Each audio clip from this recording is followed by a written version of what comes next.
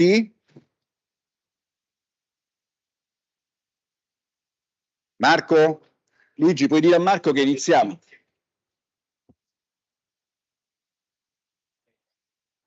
Benissimo.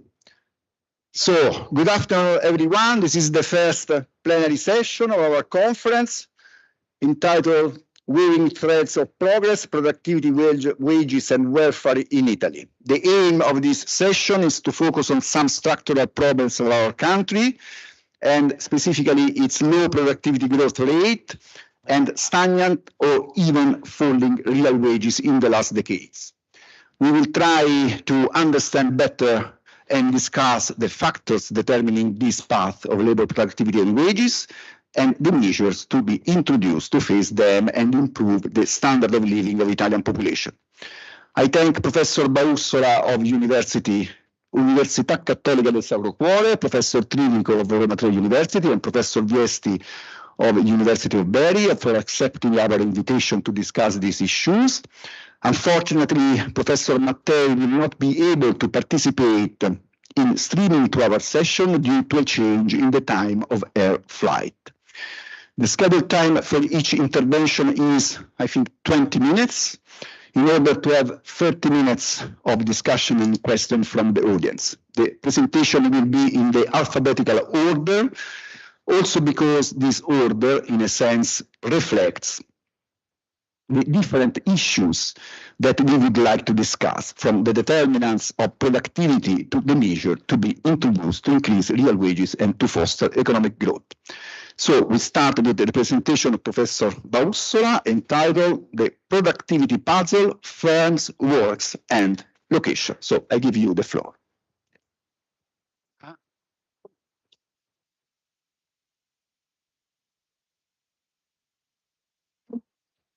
Okay, thank you for the invitation. Good afternoon to everybody. My speech is on a topic which, of course, is strongly debated, and also this morning we had the opportunity to initially discuss some of the issue that I will present, although briefly and with some sketch. So, of course, I don't want to be, let's say, scientifically rigorous, but I want to just throw some light on this debate. So let me no.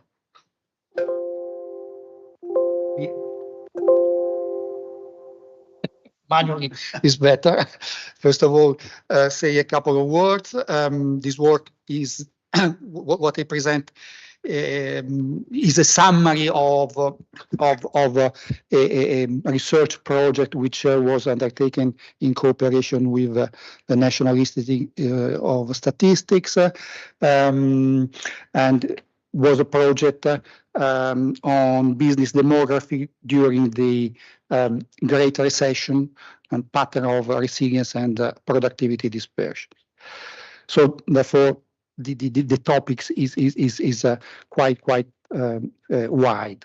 Nevertheless, I will concentrate, particularly summarizing some of the stylized facts that we also had the opportunity to recall this morning, and then focus on the specific Italian case, concentrating in particular on some, say, basic results taken from a wide panel analysis on the Italian manufacturing and services firms, and then also giving some sketch on also issues related to location, which in fact is important, as we know that the Italian economy is in aggregate significantly divided, but within this division it is also significant the analysis of other dimension. So, in terms of stylized fact, these have been already presented both in the general discussion that we had this morning and in some of the panel session. This is the picture of the unsatisfactory real GDP per capita growth rate, and as we can see, the performance of the Italian economy is unsatisfactory. So this is the starting stylized fact. Of course, you can say provide some temporal specific analysis, which may, of course, highlight the fact that during the so-called golden age of economic growth, Italy was performing quite well. It was the, say, so-called catching up period. And then the declining path, which was common to other economies, but nevertheless, it was significantly unsatisfactory, in particular during the 2000s, as you can see. So the fact that historically we can observe a decreasing growth rate of productivity is not new. This was already discussed during the 80s when the growing adoption of information and communication technologies didn't entail a significant impact on labor productivity. So that's not new, but as we have seen, the impact on the Italian economy has been quite different compared with the other. Of course, the fact that labor productivity is unsatisfactory is crucial, because the crucial variable, which is represented by the unit labor cost, which provides a simple measure of competitiveness, both at the macro level but also at the micro level, is unsatisfactory. And if you compare the evolution of the aggregate evolution of unit labor cost, or say the annualized growth rate, this analysis provide a picture which again is not satisfactory. Of course, unit labor cost, and this is the other component, is determined by a numerator, that is labor cost, let's say, broadly speaking, wages, which of course may include social security, and the denominator, which is productivity. And understanding the dynamics of the two is of course crucial. But this morning we have some discussion about the evolution of the numerator. In the afternoon we will have some discussion about the evolution of the denominator, and try to understand what is going wrong.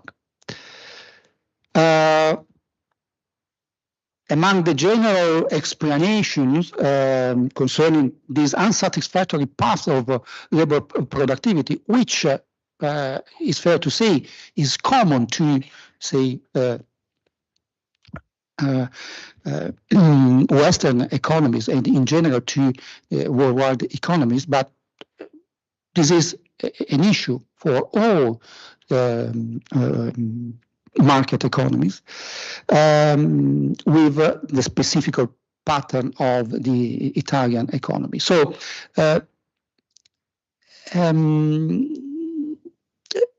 technological change, of course, plays a crucial role. Technological change and the diffusion of technology is important. The use of this technology, if you think of information and communication technology, is a quite breakthrough innovation, which, however, does not provide the expected impact on productivity and on growth. Then there is the issue of misallocation. Huge literature on this. The misallocation issue is related to the dispersion of some kind of some measure of productivity. Typically, total factor productivity is used, and what is observed is an increase in misallocation. Of course, this debate sometimes is a lack of, in my opinion, robust evidence, as the use of total factor productivity brought about significant bias. But anyway, this is another issue, which is part of the debate. However, having these things in mind, we wanted to be more precise and try to say respond to some of the issues that are at the center of the debate concerning, in specific, the Italian case. And in order to say try to answer these questions, I present some basic result taken from a data set which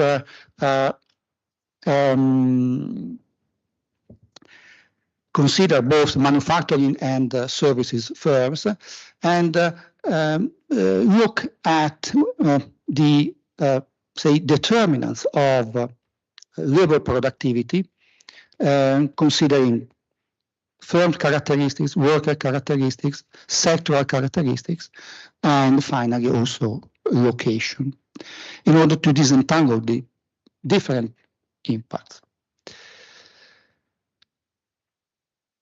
Therefore, we look at the impact of size, workforce, industry, and one important issue, which is the let's say the attitude to compete in international market.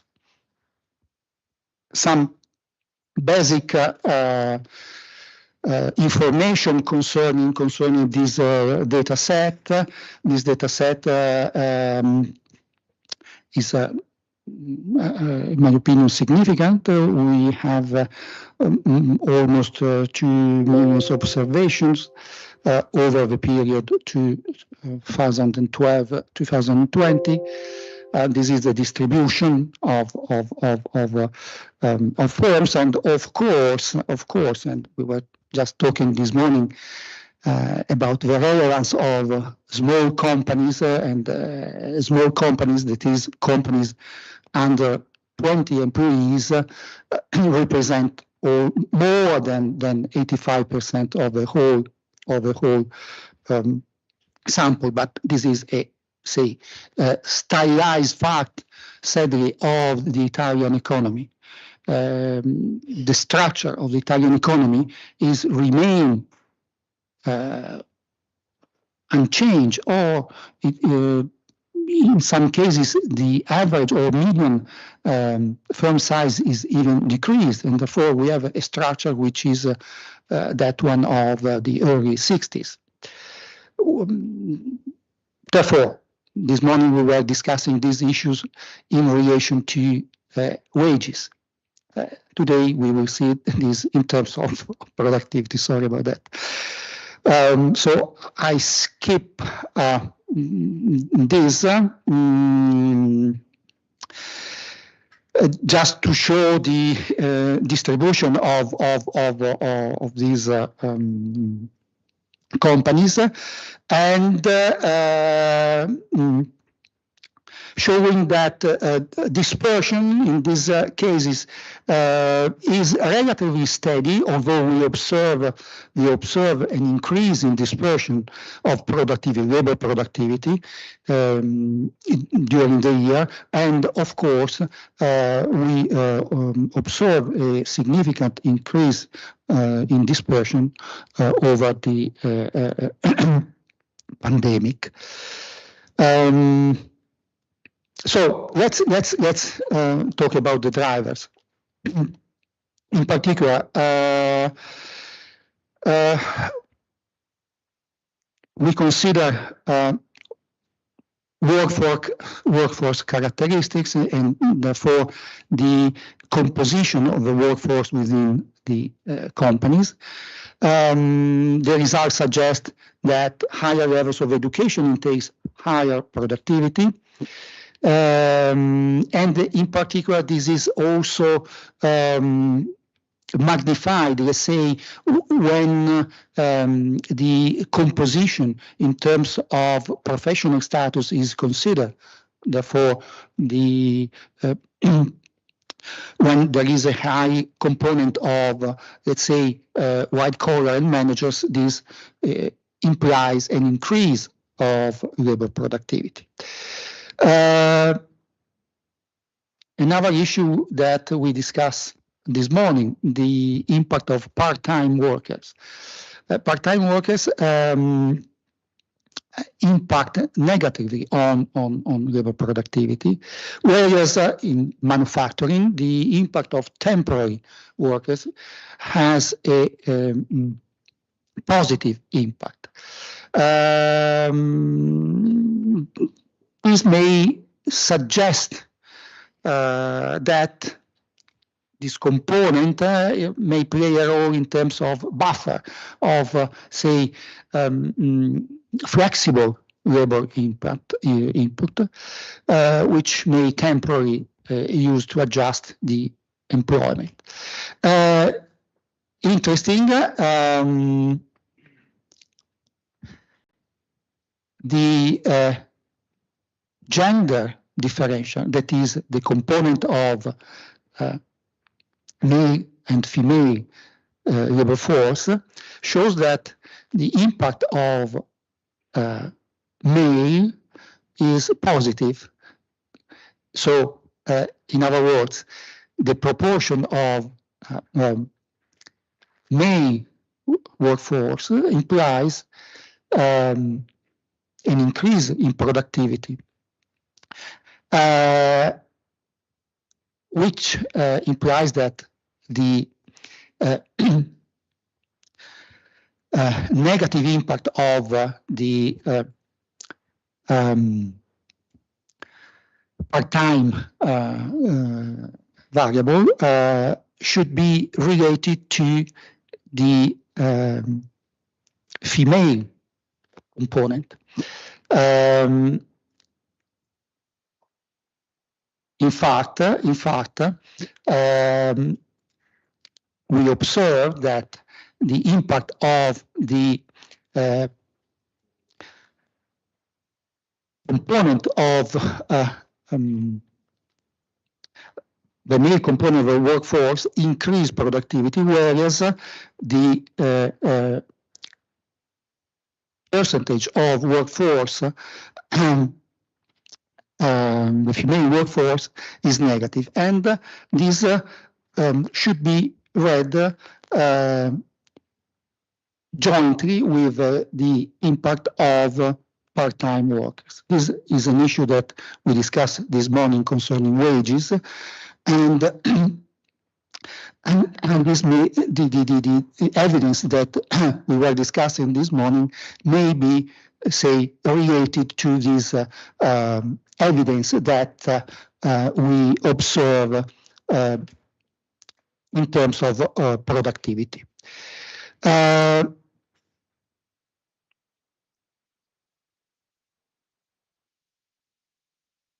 Having said that, we should also, of course, focus on the role of our structure characteristics, which implies the role of firm size, the role of technology, which, however, we do not take into consideration by using a direct firm-specific innovation attitude, because innovation was not considered in this sample of firms because of data variability. But it was possible to, say, focus on the reference industry of the company according to its technological level.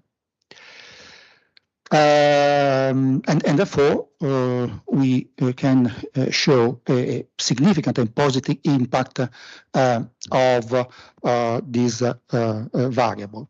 In other words, belonging to higher technological level implies an improvement of productivity. Competing in the international market is crucial as well. We try to focus on, in particular, the role of the persistent attitude of companies to exports. So we show that a persistent export attitude significantly increase productivity, even in comparison with attitudes that are occasional. So this is also confirmed in our specification, which instead of having such, say, qualitative variable, we consider the effort in terms of export sales. So this is, I think, quite a robust evidence. So we can provide a picture that shows the, let's say, summarize the basic result on the whole. And talking about the whole, I mean small and large companies.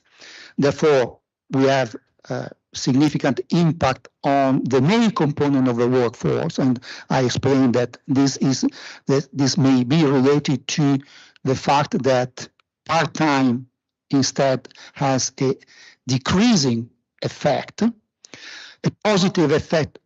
I'm talking about manufacturing of temporary workers, and then the other variable that I mentioned before, age, secondary education, tertiary education, and the component of white collars and executives.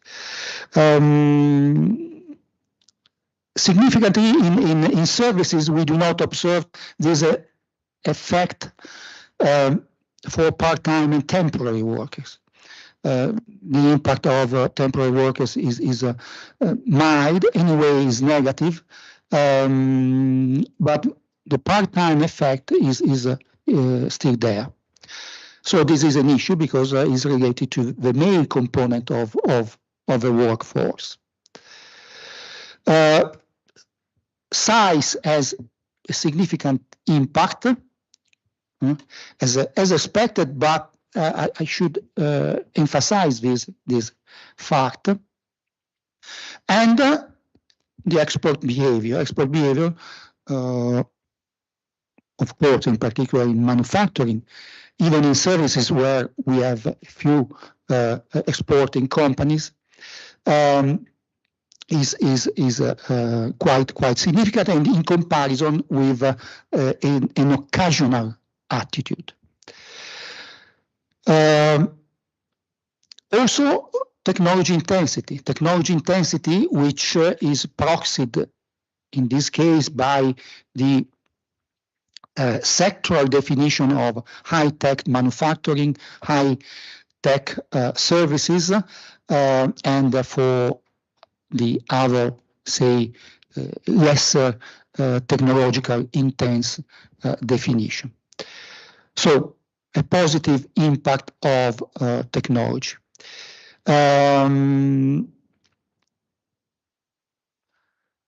We should recall that technology is crucial. Here in this study, we didn't have a specific firm innovation attitude, and therefore we measure innovation by looking at the sectoral characteristics. However, we know that from, say, the economics of innovation studies, innovation is a driver of productivity, profitability, and therefore the relationship between first performance and innovation is crucial, is relevant.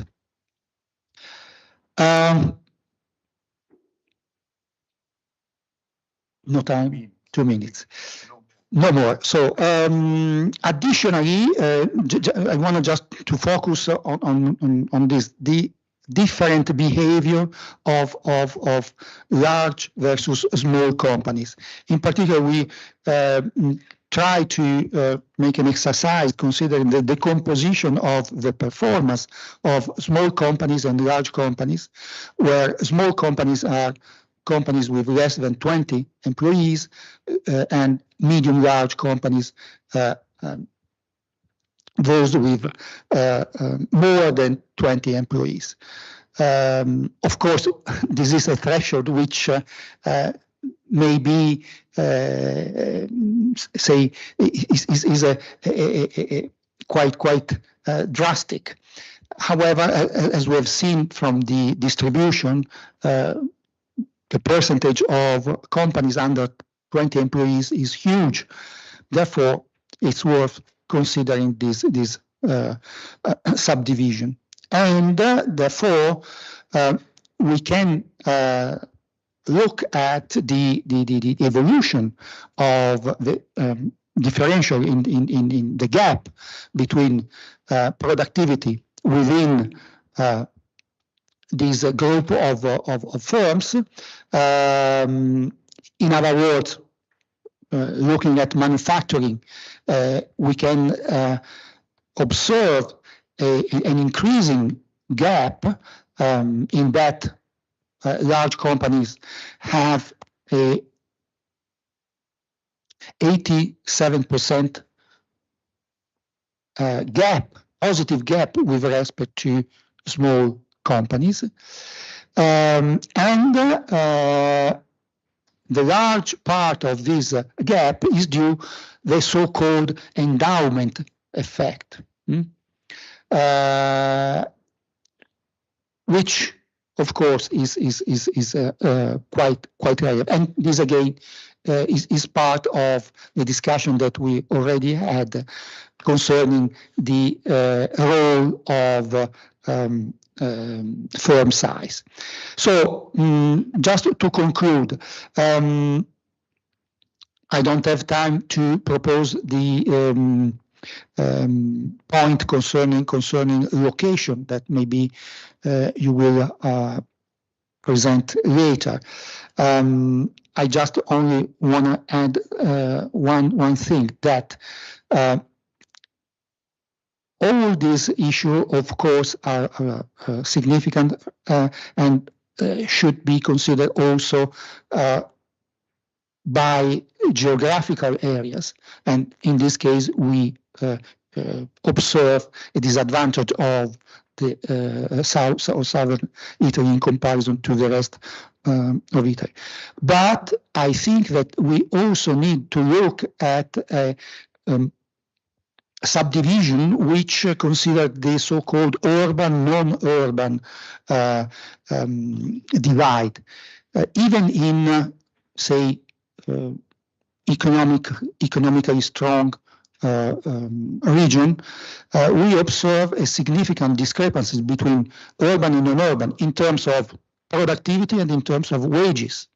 And therefore, this is another, say, policy issue that we have to put on the table. Anyway, I think I should conclude.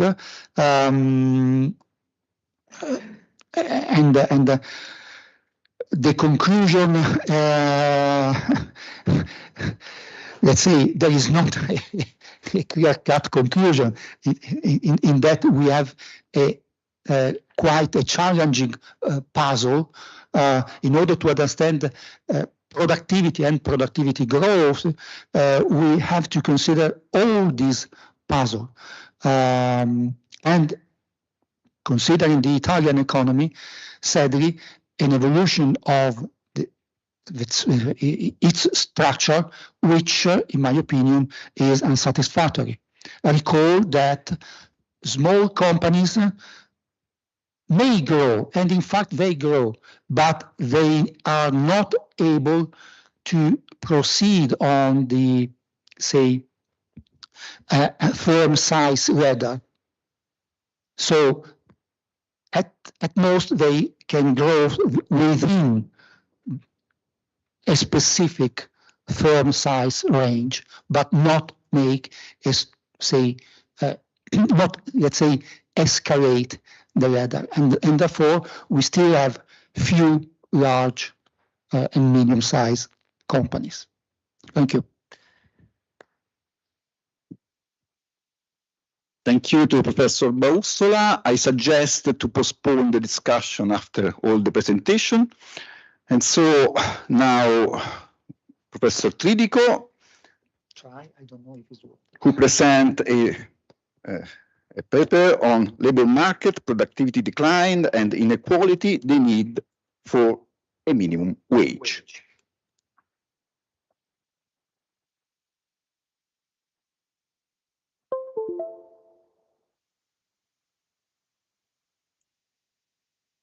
I realize that I'm speaking about minimum wage, as my colleagues know, since I was before becoming the president of IMSS, nothing happened. Coming back to the same issue, to the same time, is kind of as well very frustrating in a way. Yeah? We speak about all the time about the same thing. At least I speak about the same thing. And rarely things happen. And when they happen, there is as well a chance to come back. Now, just to take this. So, yeah, I will try to put together things on which I worked for the past years, as the issue is old, and it's not very much linked to the current debate on the proposal in the parliament which exists on minimum wage. It's kind of disconnected from that. So from what we start? We start from the answer to the question why wage do not grow. And of course, there may be as well a sort of bias, let's say a sort of school of thought bias, but actually now there is a strong convergence on many spectrum of the of different branch of the profession of the economist, converging on the idea that there has been something wrong in the demand side as well. I was very surprised and happy to read, for instance, one of the papers in 2022, November 2022, by Bank of Italy, showing that the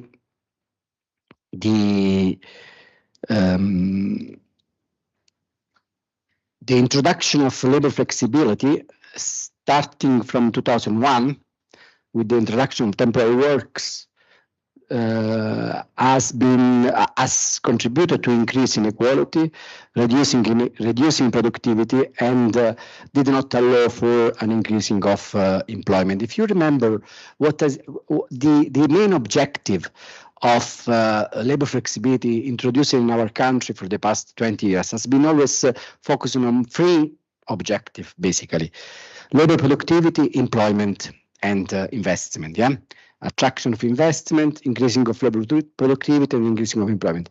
And actually, if you really see how it is a free objective, where probably the most not realized objective of our economy in the last 30 years is kind of very, very, very, very interesting. So the fact that the wage do not grow, the answer can be in my paper, is very much linked to the reform in the labor market, bringing about another relief to competition, which is fragmentation in the labor market, precarious job, temporary job, part-time job. By the way, part-time job has been fitting as well the undeclared job. There is a strong interaction between part-time job and the fact that actually part-timers are really working full-time, but they are undeclared. Yeah, so there is another way to see as well this issue, and to starting from the beginning, actually, the main issue here is really the 1993 agreement. In which sense? In the sense that 1993 agreement, the July protocollo di luglio, del 3 luglio, had important objective, yeah, the objective of which were kind of very good as well objective to realize, but actually did not manage exactly to fix the contractual minimum wage. So basically, the idea to fix minimum wage left to the collective bargaining, which has been one of the main arguments for the July agreement, was exactly the one which failed. So the failure of fixing a contractual minimum wage, which was actually a fail. If you are going to see the number of collective bargaining which were set up since 1993, you see exactly there the beginning. So there was an issue of failing to fix the contractual minimum wage, which I mean is an evidence today. At that time, you may think that actually collective bargaining was the main tool to use to fix minimum wage, a respectable tool. But actually, the contractual minimum wage started to be failing exactly there. And the second leg of that agreement, which was the secondary level of bargaining, actually represent the second failure of that agreement. Yeah?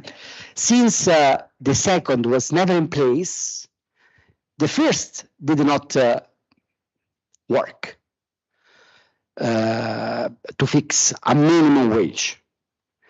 And the second was never activated by social parties. And actually, you see there the stagnation of wages in Italy, exactly there. And now we know that you see there the stagnation of the wage, and there started as well the polarization, and we have been seeing as well a structural change, which has been in places for the past 30 years, which brought about new employment in service sector, which is kind of acceptable as well as a kind of normal process happening as well in other countries, yeah? Transition towards services. But since the model actually was basically driven by low wage investment, were basically labor intensive, focusing on services with low productivity gain. So this is basically the main argument of this presentation. So let's start now to see some data and to try to corroborate this argument. Now, fixed term contracts, they are something which is very interesting.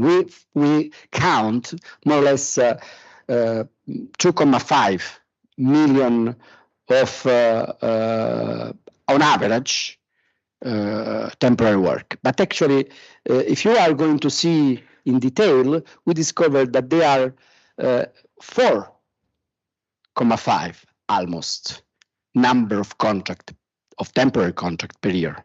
So there is a friction between the two, because one is the average, the number on average realized month by month in our archive. Another thing is the number of contracts which are actually stipulated in the month, and this number is huge. Is double, almost double of what is the average, and that's been increasing, of course. After the financial crisis, in particular, after 2012, has been strongly increasing, and this is another kind of stronger contradiction. We have been introducing with the so-called Jobs Act a form of the so-called contratto a tutele crescenti, which represent basically a permanent contract, a permanent job. And the permanent job, this kind of permanent contract was even strongly incentivized during those years. But at the same time, we see exactly in those years an exploding of temporary contract. Why? Because we started to introduce, we started to eliminate, rather than to introduce, we started to eliminate a justification for temporary work. So without justification, you can employ on temporary basis worker. And this was actually an objective which was in contradiction with the so-called contratto a tutele crescenti. So basically, even speaking with some of the authors of the reform, they had two objectives, which was one in contradiction with another. In real terms, what happened in institutional terms, in policy terms, is that they introduced from one side, a contratto a tutele crescenti, which, whatever you think about that, it is a form of permanent contract, even without the so-called articolo 18. Sorry for these Italian things, but actually we understand better. So from one side there was that, but from another side there was the so-called decreto Poletti, which actually pushed exactly for the opposite. So these two things were actually in contradiction. And that's why we see exactly in this year a strong explosion, at least until the so-called Decreto Dignità was in place, which was doing exactly what Decreto Poletti was not doing, introducing some justification for temporary work. Yeah? This was the design. But anyway, there was a strong turnover and a strong change of manpower in services in particular. Today we are discussing as well about this phenomenon of resignation, strong resignation. There is a strong disagreement about that. We started to see resignation after COVID in particular. Above 1 million people going for resignation. And there is the argument that actually this did not impact so much the number of total employment, because actually people who resign found easily jobs immediately after or soon after. Well, that is true. We see in the number that actually there is a number of total employment which did not change, but we see a strong turnover anyway going on. So firms cannot rely on a given stock of total employment of people working there. So if we are not going to see actually in number a reduction of the stock of employment, we are going to see a strong movement within the stock, which is going to happen, which is, for sure is not, again, a positive things for labor productivity. These are the numbers which show the increase of temporary employment until Decreto Dignità, and then there is a strong, a small reverse, but actually the number are again going to change 10 minutes. Okay, I will go fast. Temporary job interest in particular younger people.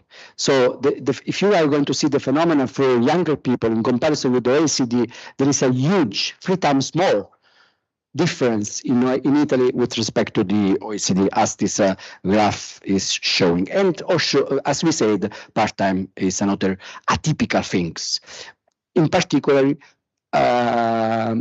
involuntary part-time. is three times the European average. But as I said, not only there is not only underemployment in the part-time, there is as well undeclared job.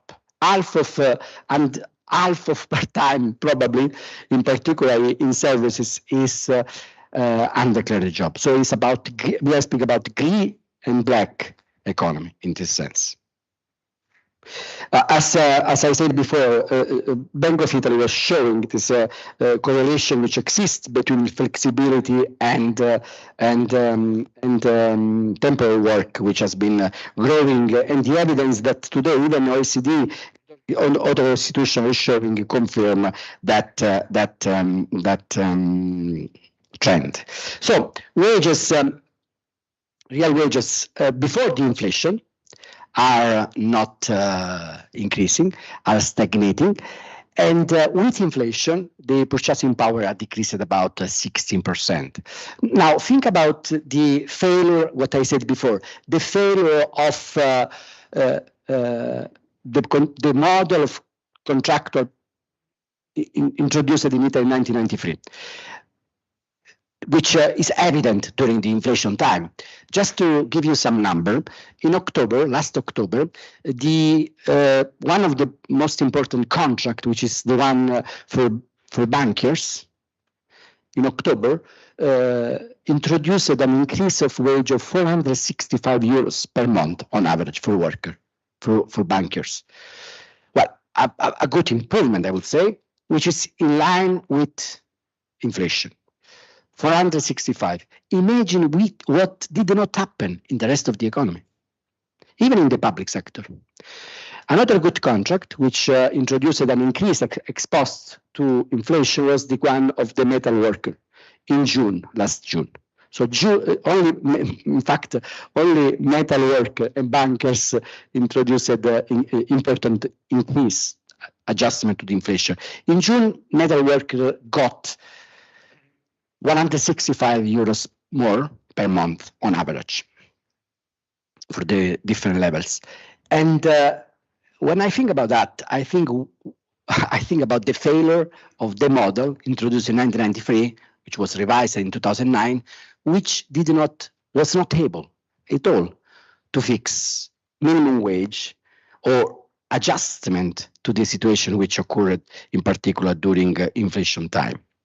And you are aware, Maurizio was speaking about productivity, so I have aggregate data about that, so I don't go, I only show the aggregate level of this productivity, which has been there anyway, 12% of productivity in 30 years. However, low, but not even distributed on average that level. So the model of collective bargaining which we introduced was not even able to distribute the 12% of cumulative in between 95 and 2021, which we had. In fact, as you probably have seen so many times, which is one of the very few figure which attract people. In fact, yeah, I'm stuck to this figure because I want to show the time, because it's the only thing which attract attention of people. Only when you put in this way, people think to realize the phenomenon of the failure of the absence of a contractual minimum wage. Yeah? Imagine if there was a contractual minimum wage work, not even fixed by law, but a contractual minimum wage which worked instead of the model introduced in 1993. So why then the country does not grow? Well, because actually has been increasing very much the service sector rather than in this context. The main investment are focusing exactly where we have less productivity gain, and the manufacturing is going down, the tourism, but not all tourism. If you look at all the rest of the services, with very few contribution by the advanced service sector, you see only mature service sector which are bringing new employment. Even in this new change of employment, today we reach 23.7 million workers working, with all the issue, the problem of methodology which are linked with this computational of labor force. But anyway, you see an increase only in that sector.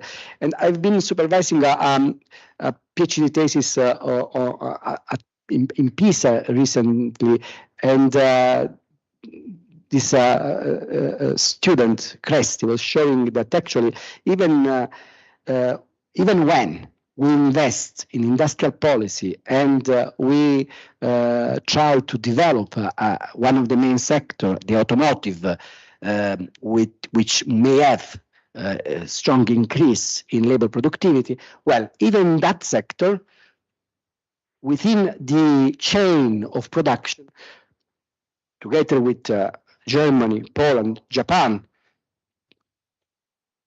we occupy only the part of the services which has less productivity gains, meaning the interior of the car. Yeah, our specialization in particular in the automotive, in all the cars that we build, is basically linked the interior of the car, while we take component from Germany, from Poland, and from Japan in all the rest of the car, from the engineer until to the chips introduced in the car. And of course, labor productivity in those three sectors is diverging, with an increasing of labor productivity, again, in manufacture, and with a decrease of labor productivity in tourism. So let me go to the conclusion of that. So why then minimum wage can be useful from an institutional point of view? Well, historically, until 1990s, this has been negligible. We did not have the issue of a minimum wage because collective bargaining was working. But once we introduced a different model with a secondary level of collective bargaining, which did not work, well, we had all the evidence that the minimum wage was actually lacking. And today, look what's happening. We see, you probably are following this issue, you see in all over the country, judges, which are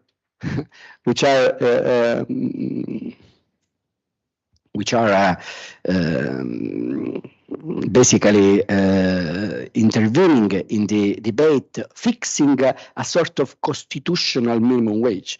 So basically applying the Article 36 of the Constitution, which says actually in the Article 36 of the Constitution, you already have a minimum wage, which is of course not fixed in number, because in 1947 nobody could think what could be the minimum wage, but they define what should be a minimum wage. And actually judge, with the judgment that they are doing, 3 or 4 in the last year, in 2023, are already fixing a so-called constitutional minimum wage, as our colleague from labor law are calling a so we are able to speak and to introduce a constitutional minimum wage, and we are not able to introduce a legal minimum wage.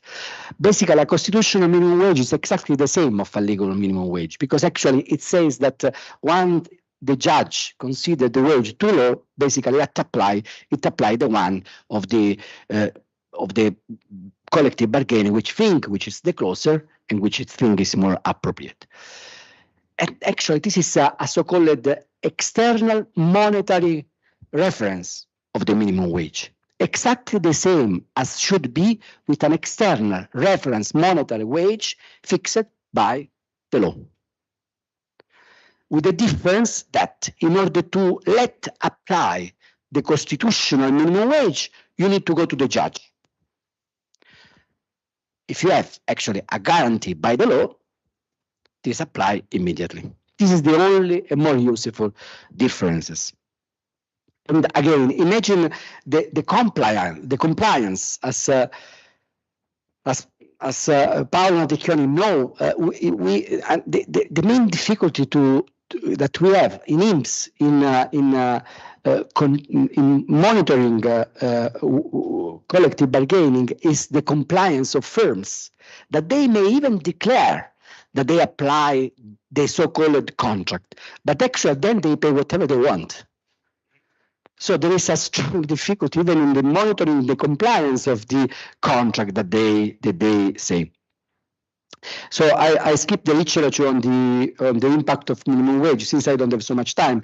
But actually, I mean, after the main reference point is after David Card showing new impact on minimum wage has been very strong, not only in US but as well in Germany. Germany introduced a minimum wage in 2015, covering between 15 and 20% of the working population. Employment has been increasing by 1.5 million workers since 2015. Productivity has been increasing. The same apply in other countries which introduced a minimum wage recently, such as Hungary, or increasing minimum wage, such as US or UK. Let's come back to Italy. What should be the level in Italy? Well, here we do have two reference parameters. One is 50% of the average wage, of the median wage by the Commission, and another one is the 60% of the median wage. So 50% of the average wage, 60% of the median wage. These two measures are basically 10.5 euros, the average, and the median is 7.6. So something in between these two. But it is not necessary to implement. I mean, if we don't want, well, if we are happy with this low wage sector, probably a median wage, 60% of the median wage would be appropriate, which is 7 euros. But actually, many countries, starting from the United States, several states within the United States, apply a 50% of the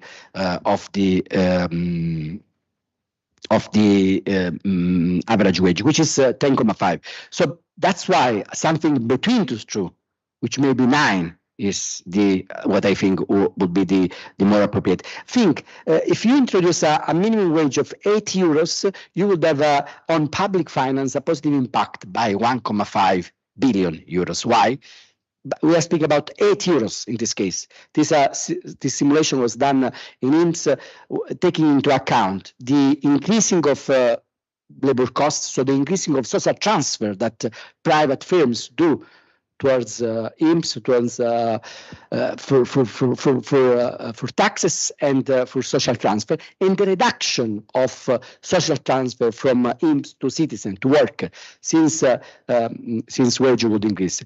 With 8 euros, the positive impact on public finance will be 1.5 billion euro. With 9 euros, the positive impact on public finance would be 3 billion euro. Of course, the cost of it in aggregate terms is is for the firms, which is on aggregate terms 8 billion euros. So basically, on aggregate terms, with 9 euros level of minimum wage, the transfer from capital to work is 8 billion euros. Somebody may think that this is a positive thing as well for the aggregate demand, for the leave of the labor share, which may have a positive effect as well on labor productivity. So basically, just to conclude, this is really the last slide. We would have a null employment effect with a minimum wage between 50 and 60, between these two parameters we said. I did not say anything about the improvement of quality of life in the reduction of Gini and the reduction of poverty, that is as well. We have done so many studies, so many reports every year in IMSS showing the impact of minimum wage, on reduction of poverty, of working poor, and reduction of inequality.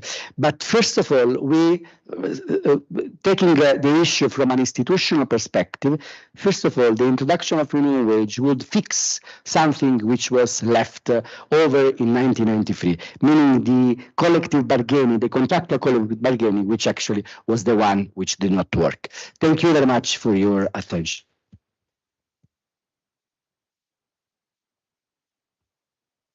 Thank you to Pasquale. And now Professor Viesti of the University of Bari. His presentation is entitled The Economic Effects of the Italian Recovery Plan, First Evidences. And so now we talk on some issues that can solve our problems.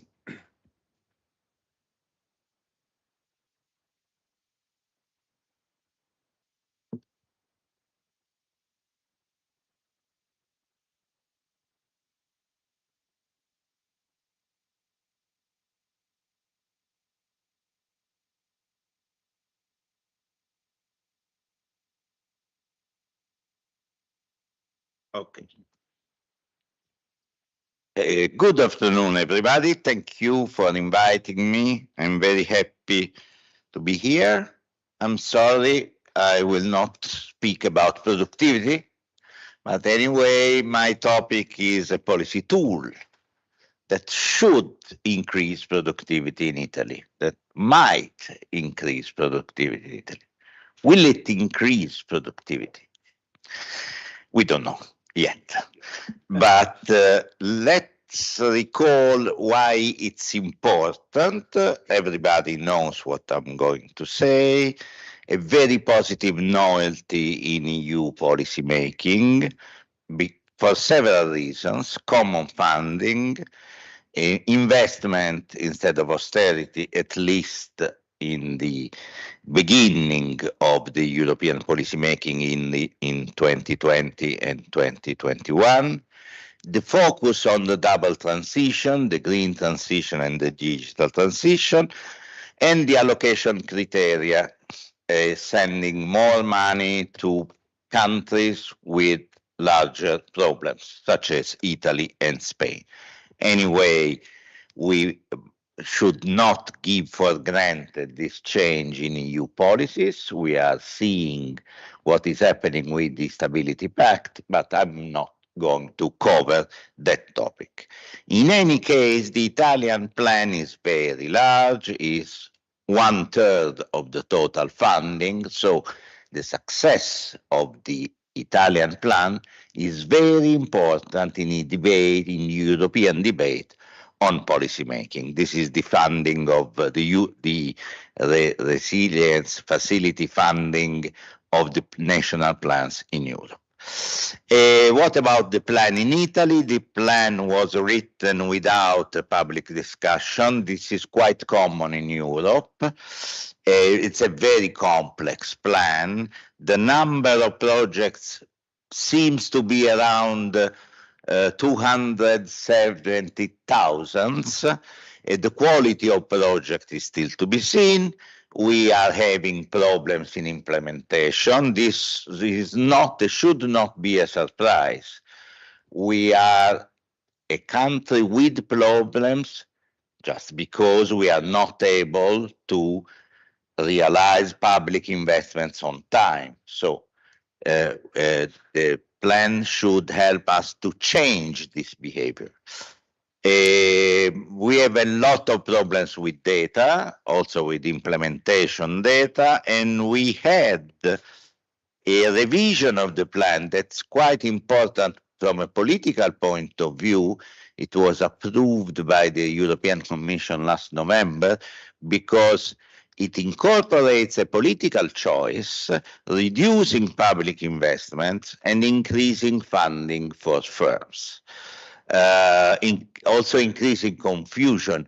It's surprising, but nowadays we do not have an official recovery plan in Italy after the revision. We are still waiting to have the official version of the plan after revision. In any case, Also, given what changed with the revision, it's a very important boost for public investment. This is why we need it. Now, the discussion on the plan is a lot about the so-called targets and milestones. That is the conditionalities we have to receive EU funding. This is interesting, of course, because if we do not respect target and milestone, we shall not receive funding. But these are input indicators, what we are doing.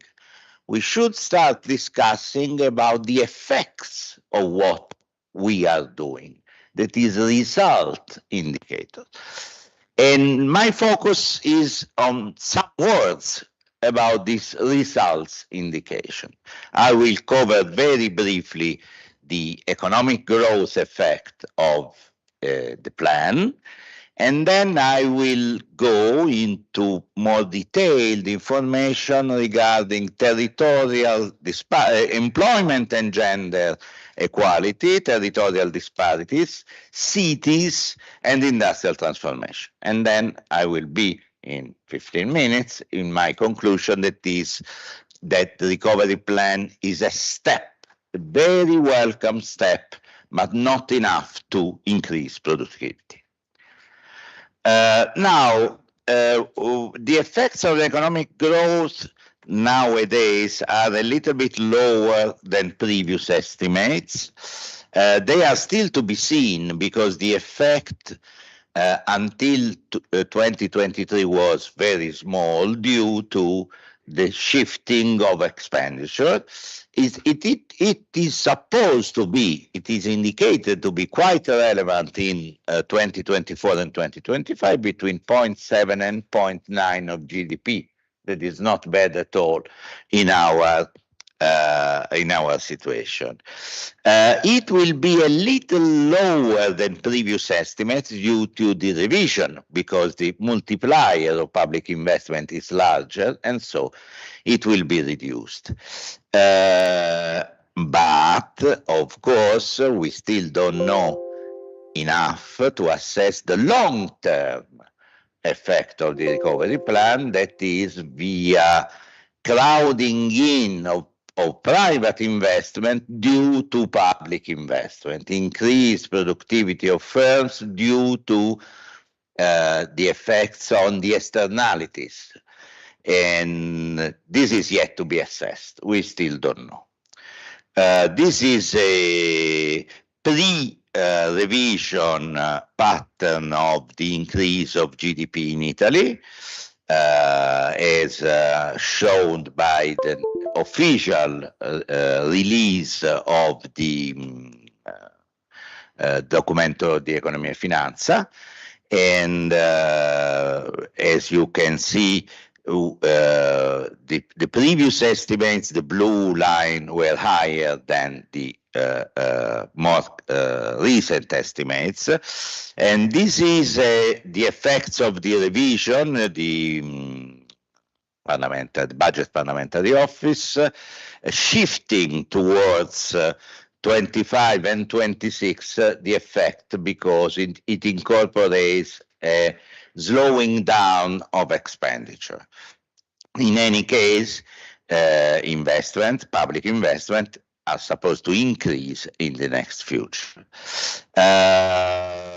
This is the public budget, the Parliamentary Budget Office table, showing that with the revision of the plan made by the government, this recomposition among public investment and contribution of investment, the overall growth effect will be lower. So my first conclusion is, let's be careful about public investments. Public investment is absolutely crucial. Let's keep let's defend the public investment composition of the recovery plan. Giving money to firms is faster and easier, but its effect on productivity may be lower. I will point 5. This is my point 5. Employment and gender equality.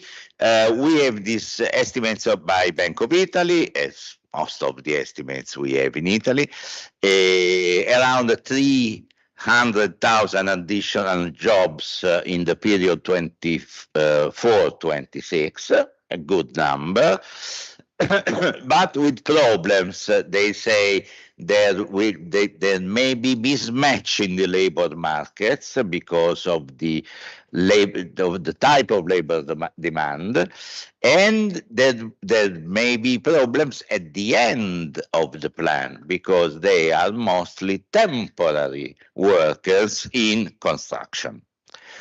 They will not only be in construction. There are interesting effects in the production and services in electronics and in research and development. Smaller number, but from a qualitative point of view, interesting number. It will be mostly male employment because the clauses that were set to guarantee female employment are largely unenforced. So we have a first conclusion, that is that very likely the goal of reducing the gender disparity in Italy will be missed. So this is important to know for discussion and maybe for action to change this result as much as possible. This is the report of the Bank of Italy showing the time profile and typology of new employment. Territorial disparities. There is only one rule, the allocation of 40% of total funds to Mezzogiorno. The rule was mostly respected overall because all more or less 40% of funds were allocated to Mezzogiorno. We have a complete lack of updated information because the Presidenza del Consiglio is obliged to produce 2 times a year a report on this, but with the new government, this report is no more published. So we have old data, and as I will show to you in a minute, with the revision of the plan, the allocation towards Mezzogiorno will be reduced a little bit. But the territorial disparity are multiscalar. That is, that there is a problem of Center-North versus Mezzogiorno, but there are problems inside the Center-North, inside Mezzogiorno, between cities and internal areas, and so on. There are no territorial indicators for allocating funds according to these kind of disparities. Criteria used were very different, in some cases very interesting, in some cases very debatable. But in any case, there was a lack of correlation between the territorial needs and allocation of funds. So the issue will be, in my opinion, more of disparities within macro areas as an effect of the plan. There are different examples I'm going to show you. In my opinion, a very good example are railways infrastructures. In my opinion, a very bad examples are nurseries and schools. A very negative example, point 5, is the topic of business incentives. As far as the implementation of the plan is concerned, what we know, thanks to Bank of Italy and the Parliamentary Budget Office, not thanks to the official counting that has a lot of problems of implementation. What we know is that there are no significant territorial disparities, even if you take into account only municipalities, the pace of expenditure of municipality in the south is lower. That is not at all a surprise because their human capital capacities are much lower. There is still someone saying that the south of Italy is the land of public employment. It's 30 years old. This is the percentage in the Mezzogiorno. As you can see, the timing for the data is end 22. It's not my fault. It's lack of official information.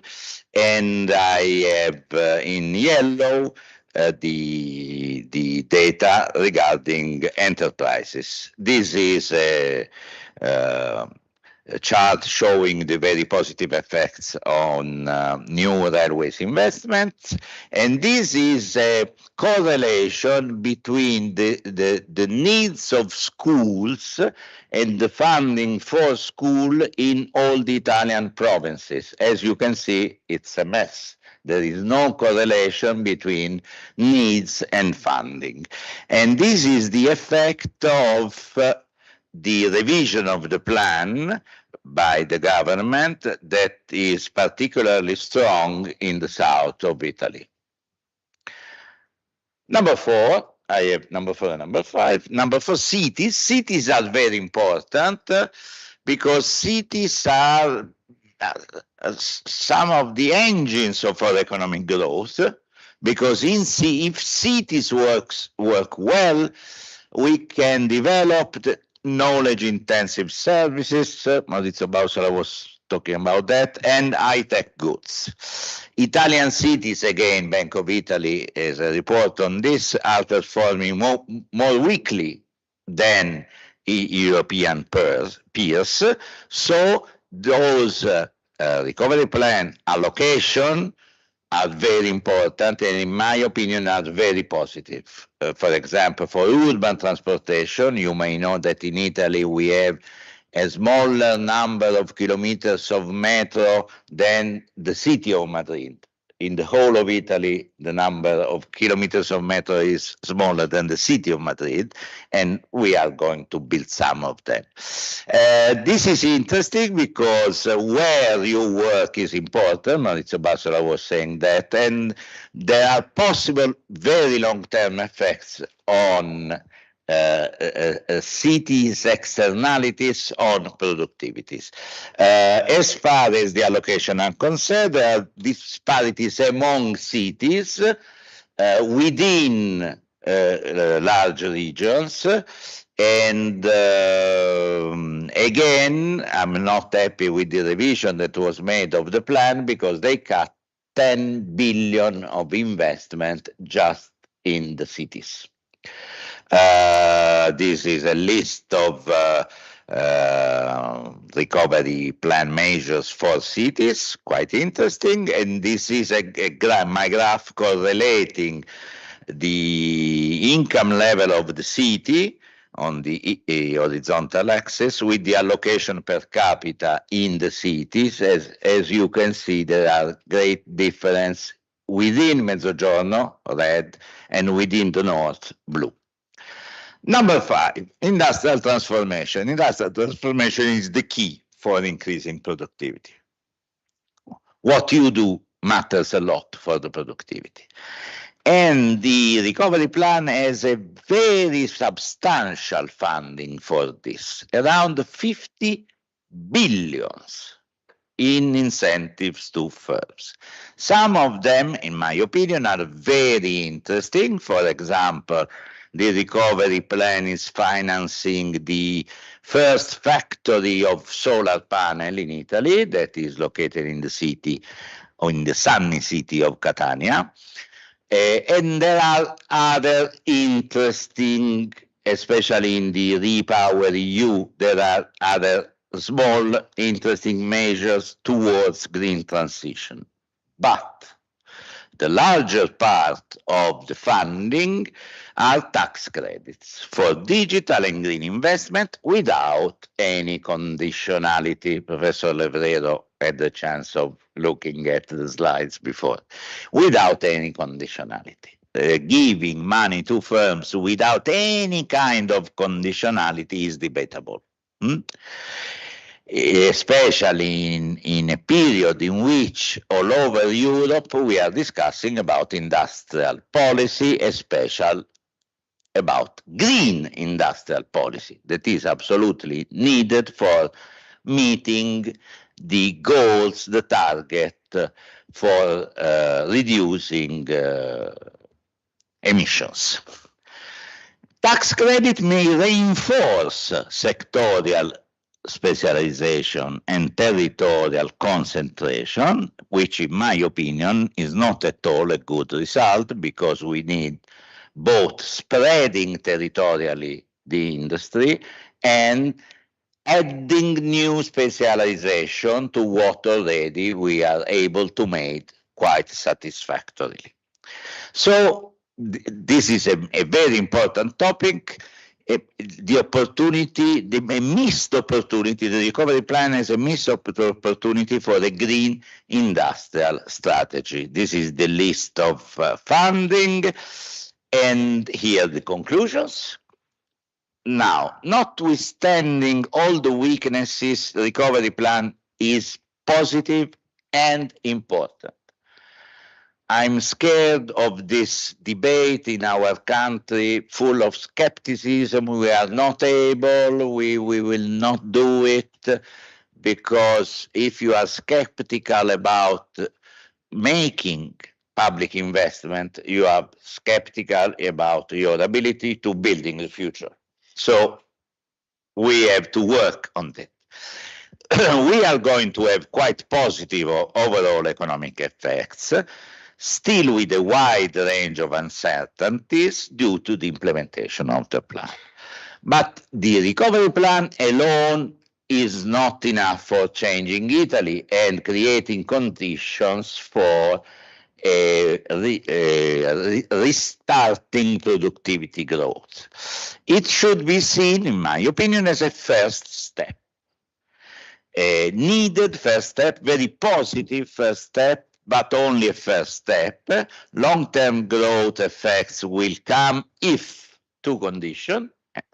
First condition, confirming investment strategies after 2026. Continuing to spend money on public investment, even because we need to complete the works. We need to create systems. For example, railway systems. Italian productivity will not increase if we build a bridge between Reggio Calabria and Messina, but it may increase if we create a railway system in our country. And for this, we need continuing investment. These are investments for the Ministry of Infrastructure. You can see the boost of the recovery plan, but also the plan until 2035.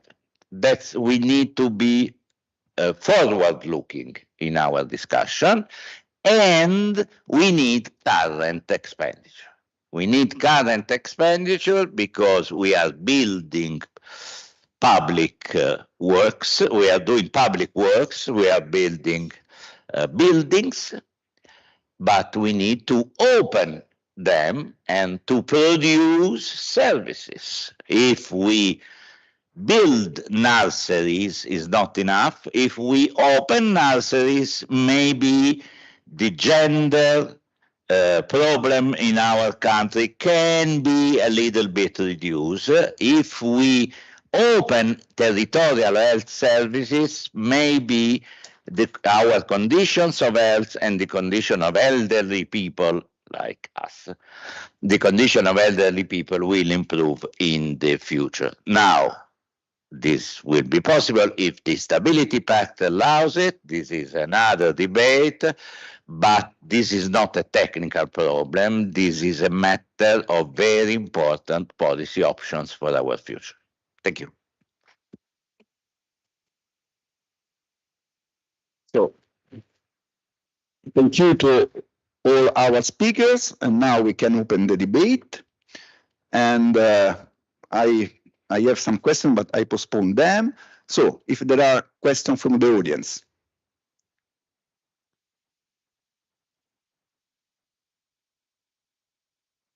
Many thanks for the panelists for this very interesting conversation. I have mostly an observation for Professor Viesti. I very much resonate your concern about conditionalities, the absence of conditionalities, especially when you compare what happens to even when we give food stamp card to poor people, when we even want to regulate the type of coffee they have to or they cannot buy. Just an example, of course, but you know, it's a real issue of the fact that billions of subsidies, when given to firms, are unconditionally provided, and that's an important point. Then also wanted to go back to your important question or issue about transparency. This is very concerning. Actually, I find it quite shocking, to be honest. This is one of the largest transfer ever happened in the European context. You said a third of the transfer is going to Italy, and we are not just observing the highest possible standard of transparency, which you should expect with such a scheme. We're actually experiencing a lessening of transparency, a reducing of transparency over time, which is really concerning from the democratic point of view. And then the last point about the one element, of course, you know, as you said, PNRR is an incredibly useful tool, but just focusing on the concerning aspect is what I really find troubling sometimes to understand is the distinction between funding capital expenditure versus current expenditure. Obviously, I understand that the need to focus on capital expenditures, which can be monitored and are accountable, et cetera, but when it comes to the success of the policies and implementation of the policies, it's very hard to separate the need to build an infrastructure, a school, from the need to have good quality teachers teaching in that school. So I'm not just, I cannot just invest in a digital blackboard. I want also to have the right people to operate the digital blackboard. And this is an issue that now, especially schools are facing. They are even they don't even want to they don't even want to spend these monies because they already have the blackboard, the digital blackboard, so they don't know how to spend it anymore. Other question? Tonella Stirati. Yes, just some side remark about productivity growth in Italy. I think one missing piece in the various analysis was the fact that at least one part, I'm not pretending it's all, but one part of productivity growth depends on the growth of demand. There is quite a lot of evidence about this, the Caldor-Verdon law. And I think this applies to Italy as well. There are several empirical studies that show this. And concerning this, and partly to the report by Pasquale, a study we did on Italy based on national accounts showed that there has been a dramatic fall in productivity measured as value added per person or per hour in one specific segment of the service sector, which is professional services. And this is quite clear, I think, since it's dropping in an enormous way, is a lot of poor self-employment of people staying there because there are no other jobs, or entering there as collaborators with bad numbers but low income, etc. So this is the kind of low productivity which tends to disappear when there are good jobs elsewhere in other places. So when the economy grows, there is a displacement of workers from low income, low productivity activities to more productive, higher income activities, which is one of the reasons why there is this connection between growth and productivity. And I think this has been important for the Italian economy. Other question? Cucignato. Thank you very much. Really appreciate all the presentation. For Professor Viesti and Pasquale Tridico, both the national resilience and recovery plans and the minimum wage proposal were designed before the inflation dynamics.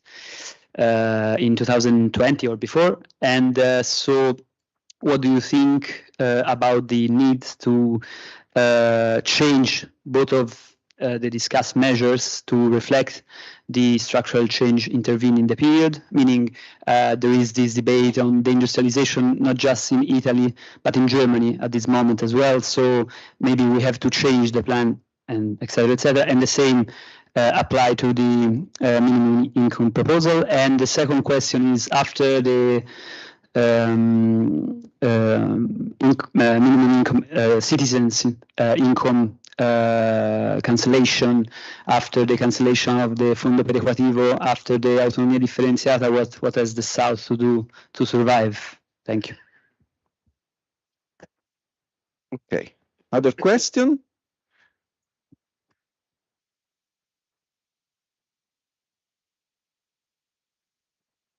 I have a question for Professor Tridico about the minimum wage. Because in a context like ours, as also Professor Bandoni's presentation showed, in which our issues is more related to working time than hourly wage, so involuntary part-time and so on, why do you think that a minimum wage could be effective at all in this context if firms can adjust using hours? And maybe we should go in the direction of some countries, I think like Luxembourg, which have monthly minimum wage. So firms are forced to set the monthly earnings rather than the hourly wage. Thank you. Okay, thank you. Yes, I have few questions. One for Professor Baussola. It was related to the effect on productivity of temporary workers. You say that it has a mild positive effect. But according to the data that you showed, I think that it is not so in the service sector. And it is so in the manufacturing sector, but with a very low value. So my question, usually when looking at the literature of the effect of an increase in flexibility in the labor market, you often find a negative effect of this increase in flexibility, and so also in the number of temporary workers on labor productivity. So I wonder, do you have the same result if you refer to productivity per hour's work and not to productivity per employee? Or, you know, this is something that shocked me in a sense when I have seen your result. And the other question is for Professor Viesti. I wonder, you see that we have had a shift in funding, a lowering in funding public investment, and an increase in incentives to firm within the recovery plan. And I think this can have a negative effect on the value of fiscal multiplier. And so probably also in the next few years, a reduction of the positive effect of the recovery plan on the public debt income ratio. So there is the possibility that due to this element, in the next few years, you will have a stronger request of measure of fiscal austerity in order to fulfill the new implementation of fiscal rules in Europe, and this can, can have a negative effect on productivity and so on and so forth. So I would like to know what you think about this. So I think that we can follow the same order of the presentation in the answers. Okay, thank you. Okay, coming back to the, say, overall determinants of labor productivity and the role of demand. Yeah, the role of demand is not negligible. What I presented was merely a view from the supply side. I don't have a breakdown of the relative importance of demand and supply. So, but anyway, my perspective was look at the supply side and try to explain the determinants. Of course, from the demand side, in my opinion, should have been important to look at a possible, say, transmission mechanism that maybe is running from demand and investment, say, in new technology and maybe in machinery and equipment. And from this route, look at the impact on productivity. That's an issue that needs, however, specific data, or maybe, say, macroeconomic data that may be used to analyze the relative impact of a demand-side-led productivity growth hypothesis. As concerned the temporary workers, this result is consistent with other evidence that I found also for Italy, and however for a measure of productivity which is related to total factor productivity. The impact is mild, yes, and is diversified between sectors. I don't have a clear-cut answer about that, taking into account that the service sector is quite heterogeneous, and therefore, in order to, say, reply more precisely, maybe it is worth looking at a breakdown of the service sector. Maybe looking at, say, the keys, say, information technology-based sectors and so on.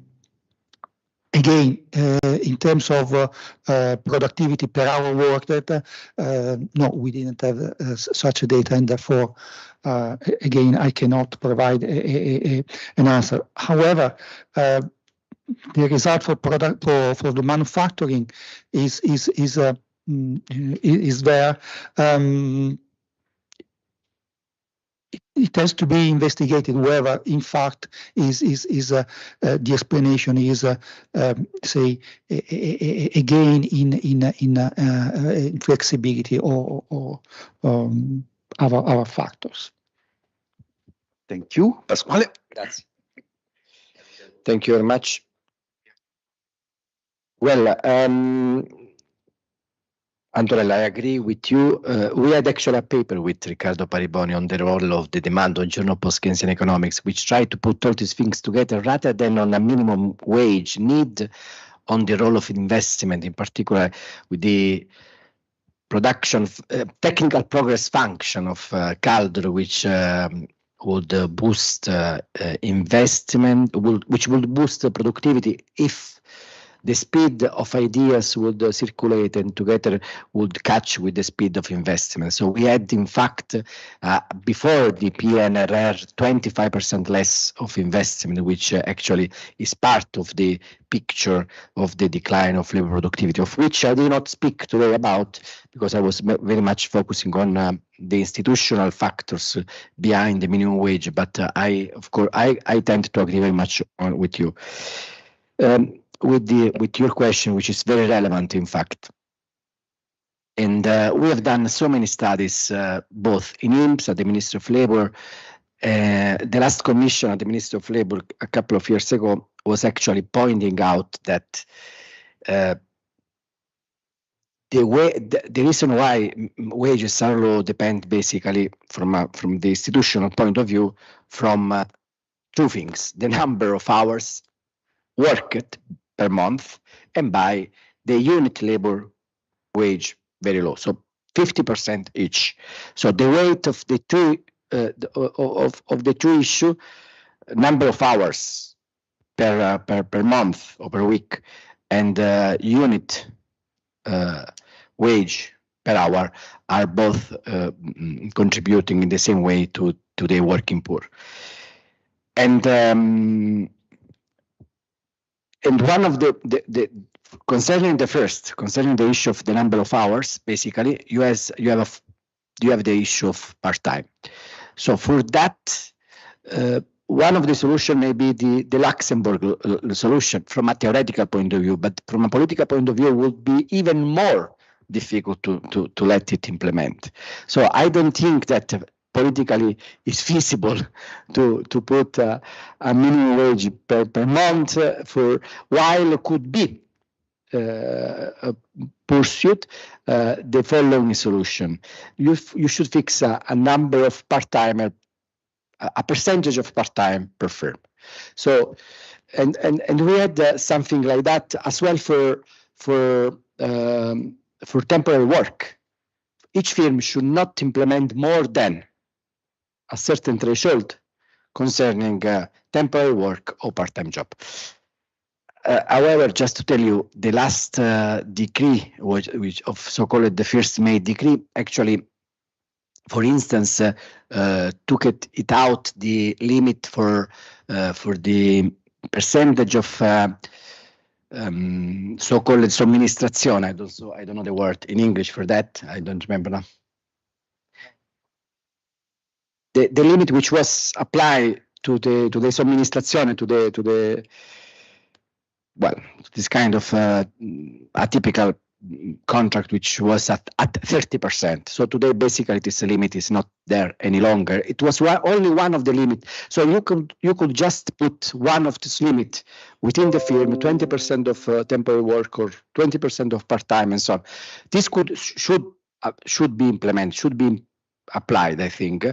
It is well applied in the past, was one of the solutions which was pursued, along with the unit, the minimum wage per hour, which is as well part of the solution. Thank you. Salvatore Morelli made three very interesting questions. The first is about conditionality. Should we use conditionalities in granting contributions to firms? Traditionally, there were sectoral conditionalities in the history of Europe in the 20th century. Then came a period in which the mantra was that the government should not pick up the winners. So they should abstain from choosing industries. But after the Russian invasion of Ukraine, everything has changed. And we are considering sectoral investment, not only because of consideration about productivity. Baussola showed us that in high-tech sector there are, but also in terms of green transition and in terms of security. The communist government of the United States has decided to allocate a lot of funds in very specific industries because of green transition, and some communist government of Europe are allocating money, like the German government, for investment for security issues, semiconductors. So this theme is coming from the past, but is a theme of the future, sectoral conditionality. Transparency in the recovery plan, it is complicated because of the information systems. Anyway, it's not satisfactory at all. Was low with the Draghi government and is decreasing the transparency. Very good work done by Parliamentary Budget Office, IRPET Toscana, Bank of Italy, in providing data that help us in understanding where we are. Anyway, this story of the recovery plan is interesting for our idea of the Mezzogiorno, because we were used to say that the public works in the Mezzogiorno are very slow, and in very efficient regions of the north are very fast. We are discovering that we have national problems in doing public investment. And we are discovering that the information we have on cohesion policy, that is the policy mainly targeting the regions of the south, the transparency about cohesion policy is higher than the transparency of data regarding recovery plan. His third question was crucial questions. Capital expenditures are good. current expenditures are bad. Not at all, Salvatore was saying, of course. In this regard, the resilience facility, the European Recovery and Resilience Facilities, was mainly aimed at capital expenditure because they are one-shot expenditure. But we all know that some current expenditures are very important. Education and R&D expenditure are included in the EU definition of development expenditure. That's why Cohesion Fund also fund R&D and education.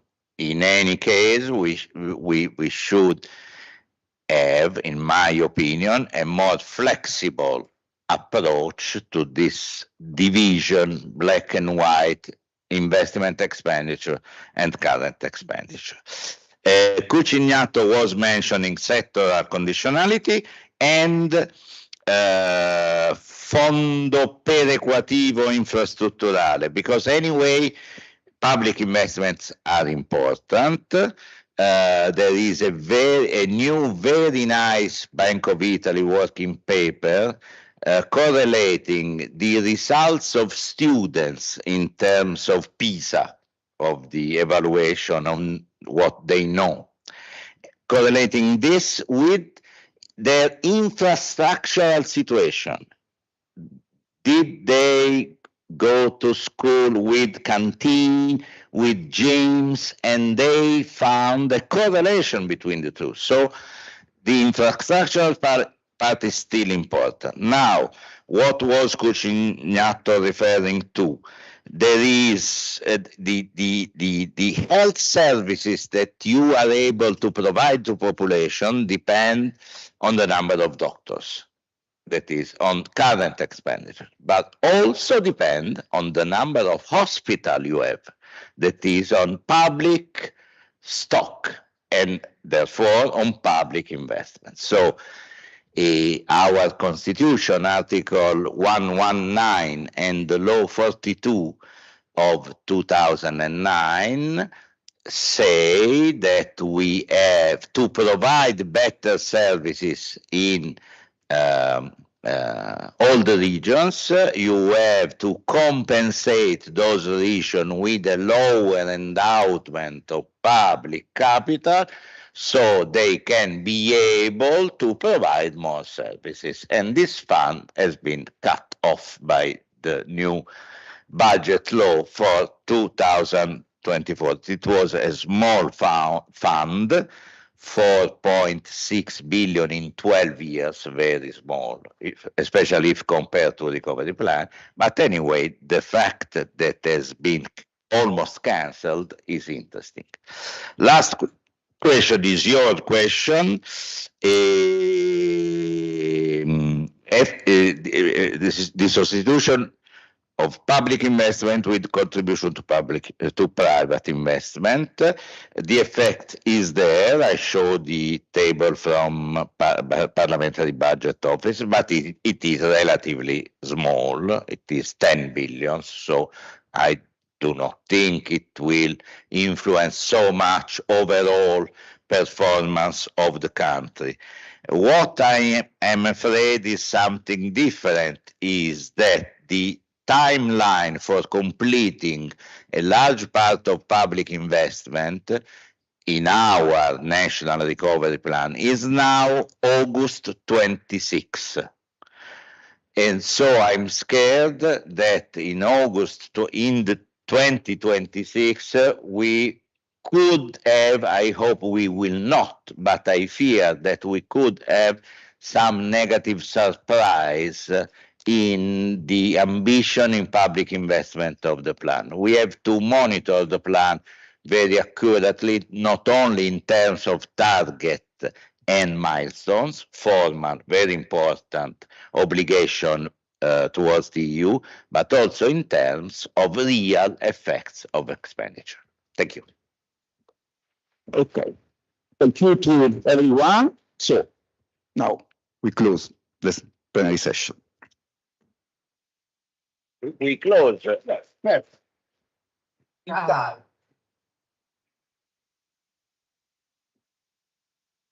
Bene, grazie.